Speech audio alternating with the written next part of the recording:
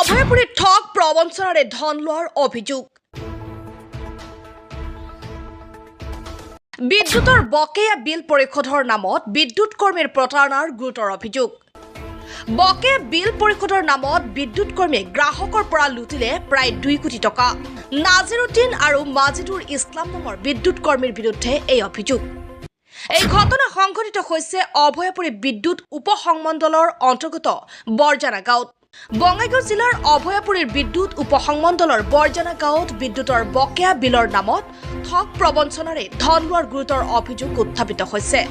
বৰজানা প্ৰথম, দ্বিতীয় আৰু তৃতীয় খণ্ড গাঁৱৰ একাংশ দৰিদ্ৰ লোকৰ এই গুৰুতৰ অভিযোগ। বিদ্যুতৰ বকেয়া বিল পৰিশোধ কৰাৰ নামত ঠগ প্ৰবঞ্চনাৰে ধন লোৱাৰ অভিযোগ অভয়পুৰী বিদ্যুৎ উপসংমণ্ডলৰ অধীনত কৰ্মৰত নাজিৰুদ্দিন আৰু মাজিদুৰ ইছলাম নামৰ এই বিদ্যুৎ কৰ্মীৰ বিৰুদ্ধে। প্ৰাপ্ত বাতৰি মতে নাজিৰুদ্দিন আৰু মাজিদুৰ ইছলামে বৰজানা গাঁৱৰ প্ৰায় 3 শতাধিক গ্ৰাহকৰ পৰা বকেয়া বিদ্যুতৰ বিল পৰিশোধ কৰাৰ নামত সংগ্ৰহ কৰিছিল প্ৰায় 2 কোটিতকৈও অধিক ধন।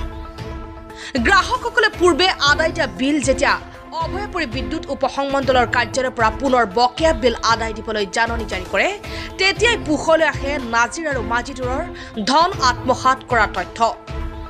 কিয়নো বিভাগটোৰ উচ্চ পদস্থ বিষয়া কৰ্মচাৰীৰ লগত গোপন বুজাবুজিৰে বিভাগটোৰ তহবিলত জমা নিদিয়াকৈ সমুদায় ধন আত্মসাৎ কৰে নাজিৰ আৰু মাজিদুৰে।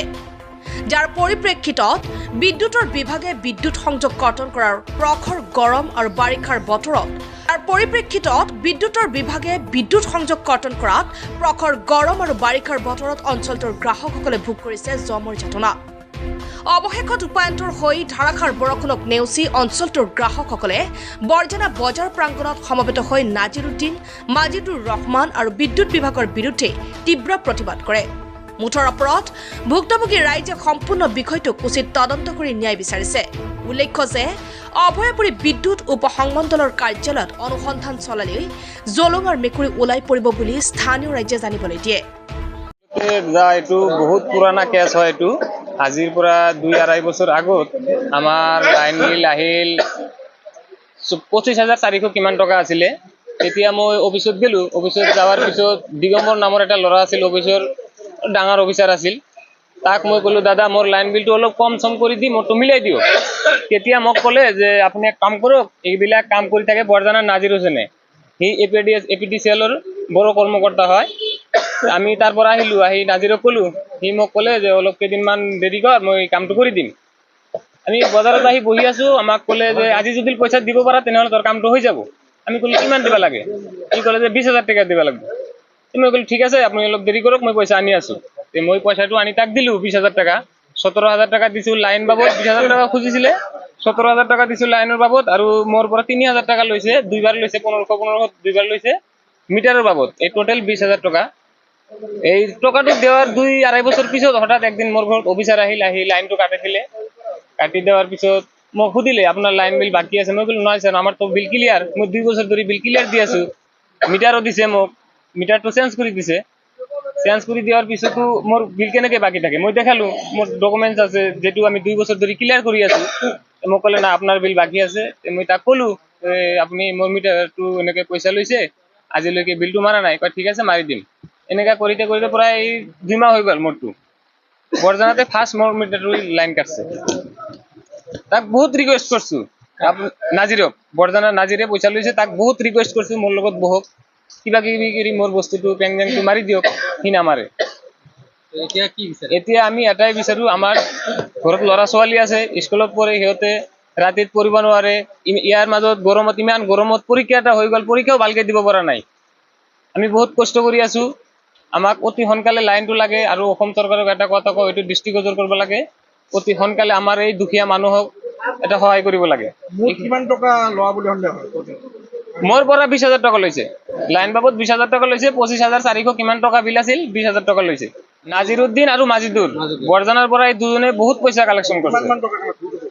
আমাৰ জানা মতে প্ৰায় 2 কোটিৰ ওপৰত হৈ হ'ব লাগে ৰাইজৰ কোৱা মতে। চৰকাৰক কি ক'ব? চৰকাৰক মোৰ এটাই অনুৰোধ, এইটো অতি সোনকালে এইটো দৃষ্টিগোচৰ কৰিব লাগে চৰকাৰৰ। আৰু APDCL যিখিনি মানুহ আছে এইটো তদন্ত কৰিব লাগে। এটা মানুহৰ নামত কেনেকৈ 2টা মিটাৰ হয়?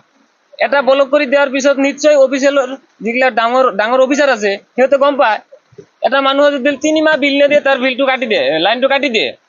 1 বছৰ লাইনটো কাটা খাই আছিল মিটাৰটো, সেইটো অফিচাৰে দৃষ্টিগোচৰ কৰা নাই।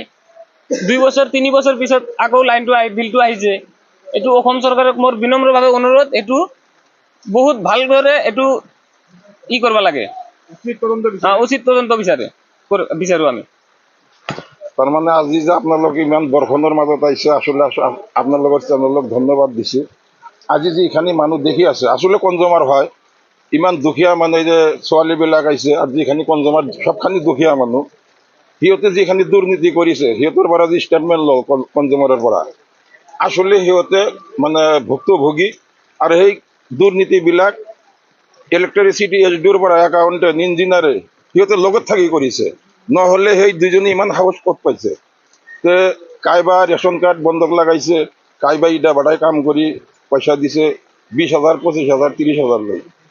তাই আপোনালোকৰ চেনেলৰ জৰিয়তে মই কৈ আছোঁ যে জিলা উপায়ুক্ত আৰু মোৰ মহকুমা অধিপতি সেই চেনেলখিনি মানে নিউজখিনি দেখি সিহঁতে যাতে বিহিত ব্যৱস্থা কৰে। নহয়, সিহঁতেতো পইচা দিছেই। আজি 3 বছৰ হ'ল আপোনাৰ বিলটো হাইড কৰি থৈছিল, এতিয়া বিলটো ওলাইছে, আৰু এতিয়া বিলখানি মানে আপোনাৰ ক্লিয়াৰ হৈ আছে, ৰানিং বিল দি আছে সিহঁতে। 3 বছৰ আগৰ হাইড বিলটো মানে ওলাই দিছে, এইটো লিষ্ট আহিছে 300ৰ ওপৰত, আৰু 300ৰ ওপৰৰ মানুহখিনি যিখিনি টকা দিছে, মোৰ একটা আইডিয়া যে 2 কোটিৰ ওপৰত হ'ব।